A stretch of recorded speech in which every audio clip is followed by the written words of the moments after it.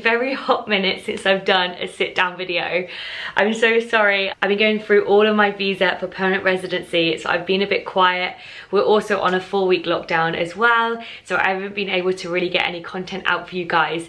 But today I am back with the goods and I hope you're all well. I've missed you all so much. I do day off vlogs every single Monday. Make sure you are subscribed to my YouTube channel because I still have my day off vlogs going live every Monday. Now today I bring you a really exciting sit down video. So many people have asked for this, and this is something that I have just gone through on Wednesday, so I can give you all of the gossip, I can give you all of the information. And I know this isn't going to cater for every single person, but a lot of the requirements for this visa will come in handy for a lot of you that are going through the express entry visa in the future. So even if this visa isn't for you, make sure you keep on watching, because all of the documents I had to prepare for this visa, if I was going through the express entry route, then I would need all of the same information. So definitely get your notebook and pens at the ready, because I am bringing you lots of information today. So back in March, they released that they were going to invite 90,000 people to get permanent residence. Now, when I first seen this, my heart dropped, because if you don't know, me and my partner Jake moved to Canada a year and 6 months ago, and this is somewhere that we want to stay for the rest of our lives. We absolutely love here. We love the lifestyle. We love everything about Canada. Now, we are unable to apply for permanent residency until August, because you need 1 year working experience as a manager role. I don't get that year experience until August, so I can't apply till August, which is really nerve-wracking because the estimated time for it to be approved, etc., is about 8 months, and our visa runs out in December, so that didn't give us much leeway. So when the government announced that they were accepting 90,000 immigrants, oh my goodness, I was so excited. So this video is going to be all about that visa, but like I said, continue watching because a lot of information about other visas are also in this video. So in March, when the information was released, not a lot of information was released, let me tell you that now. Now, when I did a little bit more research, I did find out some more information, and I'm going to share that with you today. Now, before we start, I want to just put out a little disclaimer. I am no professional. I am not an immigration consultant. I'm not an immigration lawyer. So please don't take everything I say. And obviously, everyone is very different. So what works for me may not work for yourselves. Now, I am available over on Instagram. It's Louise and I 94. So if you have any questions that's a little bit more private, then feel free to head over and speak to me on there. If not, then ask me a question down in the box, because I'm sure so many of you have the same questions, so it'll be great for us to just share our knowledge down in the comment box. So first of all, what is this visa? What is it called? Now online it's called a TR to PR. Now what this means, it is a temporary resident to a permanent resident visa. Now this is a pathway for people that are currently on temporary visas. Like myself, I am on an IEC work and holiday visa, and this is for people that want to stay permanent residents in Canada. Now the 90,000 that they are accepting is broke down into 3 streams, and I'm going to quickly talk about those streams before I talk about if you are eligible or not. So the first stream that we're going to talk about is the essential workers. Are currently working in Canada as an essential worker. This is the first stream that you can go through. Now all of the information for which job goes under which stream is all on the website that I'm going to leave down below, but like I said, they are open up 20,000 spots to healthcare workers. Now we are currently on 965 spots as of today. Today is May 8th, so make sure you keep an eye on the tracker, because obviously it changes every single day. If you're currently working in Canada under healthcare, and this might be the right route for you, and there's still so many spots available, like I said, they're giving out 20,000. The second stream that you can go down is working in Canada, not as a healthcare, but as an essential worker. Now there was so many job roles underneath this one, which we'll go on to talk about very shortly, but this stream, they were accepting 30,000 applicants. Now this is the stream that myself and Jake are going under, because we don't work under healthcare, but we do work as an essential worker in a retail store. And at the moment, this visa is at 6,484, 30,000 applications. If you're like myself or Jake working in retail or in a store or other jobs, which I'm going to read out very shortly, there is still time to apply. Applications are open until November or when all the spots are filled, and there is still lots of spots to be filled within this stream. Now the third stream is for international students. I don't know much about this stream because obviously I'm not an international student here. They are accepting 40,000 applicants, but unfortunately that stream is now closed. But don't worry, if you're watching this and you are an international student and you've been working part-time as an essential worker, then you can still go down the essential worker route, and I will go into more information very shortly. So currently, as May 8th today, there are only 2 streams still available. The healthcare and the essential worker streams are still both open and still have so many spots available. So make sure you go check if you're eligible, and I would definitely recommend to apply. Now, like I said, we went down stream 2. We went down working in Canada, not as a healthcare, but as an essential worker, and that is because we are both working in essential work. So Jake is a retail associate, so we went under his name. If you're unsure if your job role falls into this, then I'm gonna leave a website down below. You can check out what you work as and see if you might meet the requirements. But honestly, there is so many jobs in that criteria, so make sure you go and check it out. So we're now going to move on to the next part of this video, and that is if you're eligible. Now before you apply, just make sure that you are eligible, because you don't want to go through all of the work and paying it and to find out that you're not eligible. So there is a few criteria that I'm going to talk through now. And the first thing to be eligible for this visa is that you must be in Canada now. So while you are applying for this visa, you must be in Canada. You can't apply from the UK or any other country.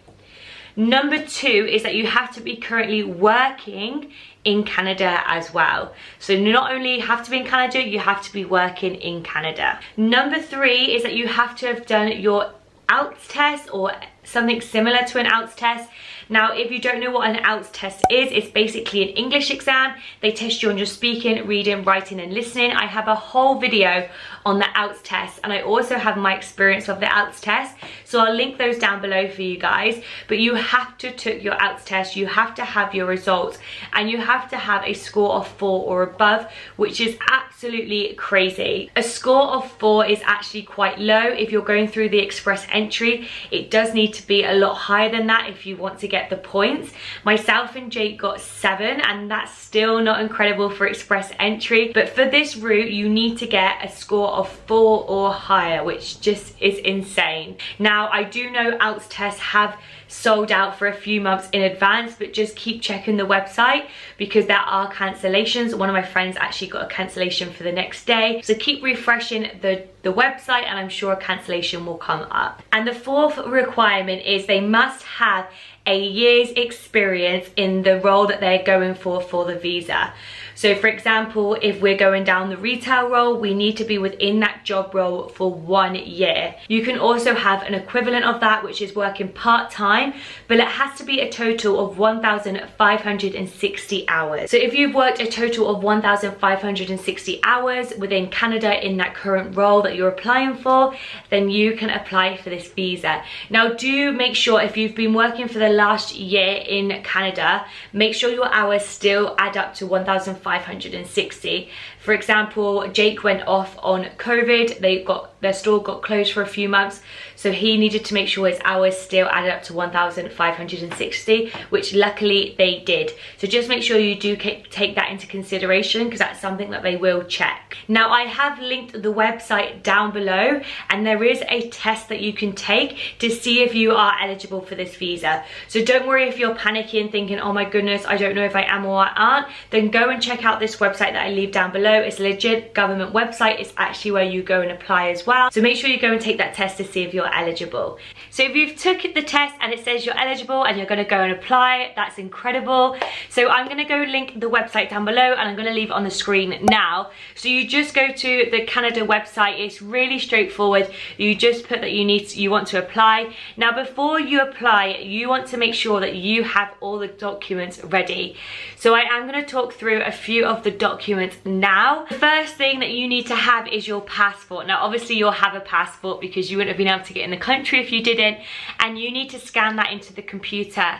Now, as well as scanning your picture into the computer, you also need to scan in any pages that have stamps on them from other countries. For example, on ours, we have stamps from New York, we have them from Florida, Turkey, and you need to scan any page that has a stamp on it. The next thing you need to scan in is your temporary work and holiday visa, or whatever visa you came on. You need that scanned into the computer also. So for us, we had a certificate when we arrived here to say that we were on a work and holiday visa, how long our visa was. The next thing you will need is your IELTS results up and scanned in as well. So when you take your IELTS test or the equivalent of the IELTS test, then you need your certificate scanned in with all of your marks on. The next thing you need is your police certificate. Now, you need a police certificate for everywhere you have lived in for 6 months or longer. So for example, I lived in the UK for all my life, majority. So I need a police certificate from the UK,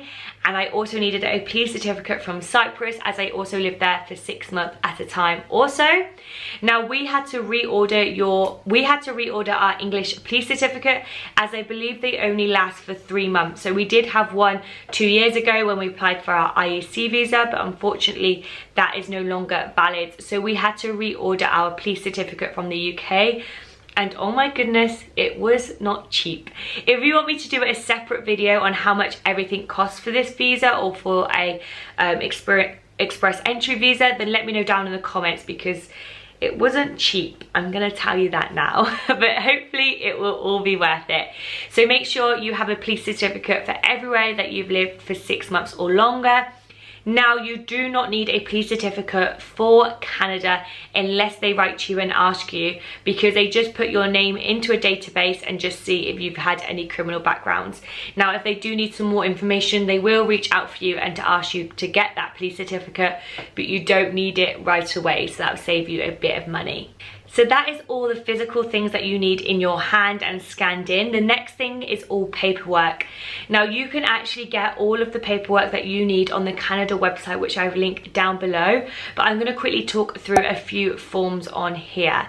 Now, all the forms have names. For example, I am 008, I am 056, like they all have names, and on the website it tells you what you need to prepare, and they're all pretty straightforward when you fill it out yourself, as it's all information about you and your family. Now, one of the first forms that we had was just our personal information, our name, our date of birth, where we were born, and also on that form was information about my mum and my dad, their first, last names, date of birth, where they were born, if they're still alive, and where they're living. And also about your siblings as well. So if you have any brothers and sisters, they also want to know their name, where they live, where they were born, their date of birth, and their email addresses as well. So that was the first paperwork that we had to do. The second paperwork is like a little background check. So you need to write down the schools that you've attended since birth, so primary school, secondary school, college and university, the dates that you went there, and what you studied, and if you passed, and what your degree level was. For example, secondary school would be GCSEs, primary school was SATs, and you just have to put everywhere that you've studied. And on the next section, you have to put everywhere you've lived in the last 10 years. So wherever you've lived for the last 10 years, you have to put the information down. So for example, when I moved to Canada, I stayed in an Airbnb first, then I stayed in the apartment, and now I'm in the house. And at home, I was always at my home address, which was in Weston-Super-Mare. So for the last 10 years, you have to put where you've lived, and the address and the country. Now, the next section was extremely hard. Well, I found it very hard anyway, but you have to put where you've traveled for the last 10 years. Now, you don't have to put flights that went back to your home country. So for example, I didn't have to put any flights that went back to England, but any other flights that left England or went to somewhere else without not including England, I had to write that down for the last 10 years. And this is where Facebook and Instagram became my best friend, and also my email. So on my email, I just put in like booking confirmation, and I just wrote down everywhere that I remembered that I went, and you have to put the specific date as well. So I just wrote down on a bit of scrap paper all the places I went, the estimated date, and then I just went back on Facebook, Instagram and email to get the exact date. And oh my goodness, this was so hard. I think I did remember everywhere I I had been. But it doesn't matter if like 10 years ago you're a day in and out, but this is where honestly my email came in handy. But 10 years ago we went on family holidays as well, so that sort of information wouldn't have gone to my email. But I'm so grateful that on Facebook I document absolutely everything. Every photo has a time and a date, so I was very lucky with that. But if someone who's a little bit less reserved than me, who doesn't post their whole life online, I can see how this is a huge struggle. I think in 2014 I went on holiday 4 times, and yeah, but this is something that you kind of need to prepare in advance before applying, and it would take the whole process to be a lot quicker. Someone who's still waiting for your outs test and other things, you can do this right now. You can start researching when you went on holiday, and I know this is something you have to do for your express entry as well. So if you're looking to go to the express entry route, then you can start thinking about where you've traveled for the last 10 years, and this will make the process go a lot quicker. Now the next paperwork we had was obviously for spouse, because I was going underneath Jake. So Jake was the prime application and then I was under him, so then I had to fill out all of my information just exactly the same as how Jake had to apply for it. My name, my date of birth, where I lived, and all of the same information that he had. If you are going under someone as a spouse, or you have a spouse, you do need to prove that you're in a common law relationship, and there's a few ways you can do this. You can either upload bank statements if you've got joint bank accounts, or if you have the same name on your mortgage, or if you're renting. This is what we did. We got our rental agreement from this house and the apartment, and we uploaded that. We also do have a joint bank account, which we also uploaded. Now this is a little tip for thought. If you're watching this and in the future you want to go for express entry with your partner and you have nothing in your name together, this is the time to get something in your name. Even if it's a joint bank account, a joint savings account, just get something in your name together, because you do need to prove that you're common law, and this is one of the easiest ways to prove that. And one of the final things that we had to get ready is also your work letter. So whoever is going in as the primary applicant, you do need a work letter, and you need it on like headed paper and obviously the manager's signature.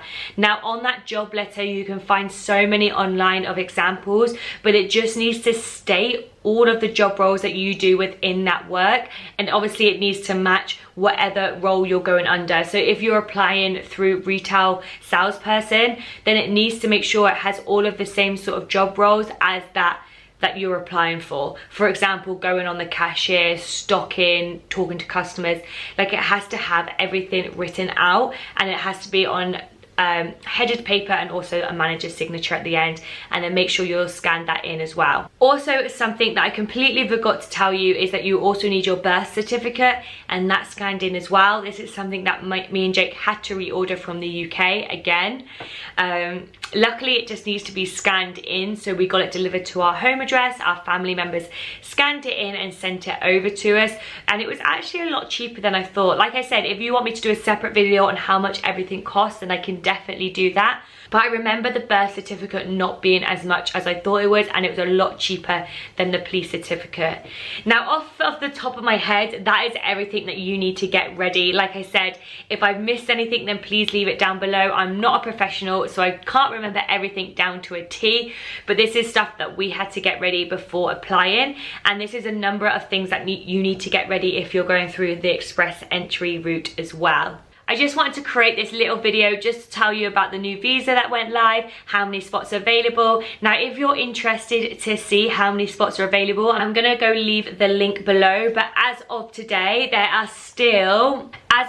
there's only 965 applicants in the healthcare workers, and they're accepting 20,000. There is only 6,484 applicants in the essential workers, and they're accepting 30,000. So if you've just watched this video and you thought you're eligible for it, you've got all the documents ready, then definitely go for it, because there is still so many spaces available.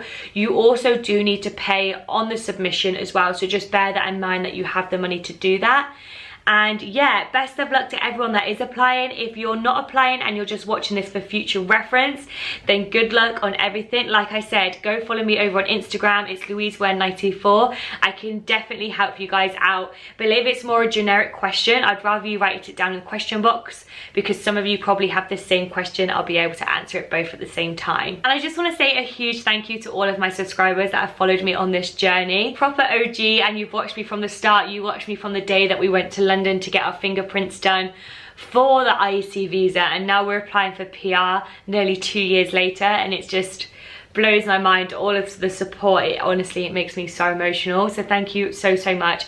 I enjoy giving all the information out to you guys, and I just want to help you as much as I can, because I know going through this process, it's been so hard not being able to have someone to help me. I've definitely found so many friends through YouTube that are going through the same thing, going through the same process as me, and they're definitely helping me out over on Instagram. I just wanted to take this time to say thank you so much for following me and my journey. Any other videos that you want that's Canada related or visa related, or any other videos that you want at all, then make sure you leave it down in the comments. I definitely want some video ideas.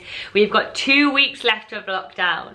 2 weeks, and that's without the extension that many people think we're having a huge extension. So I definitely need some video ideas. So if you like the video, then make sure you hit the like button, and also come and follow me. We're nearly at 3,000, which just blows my mind, because this time last year I hadn't even hit 1,000 subscribers. So thank you so much. I've also got TikTok now. I can't believe I just said that. So go and follow me over on TikTok. It's Louise Ware-Armstrong. And yeah, I hope you all have a beautiful day, and I'll see you on my next day off vlog. Bye!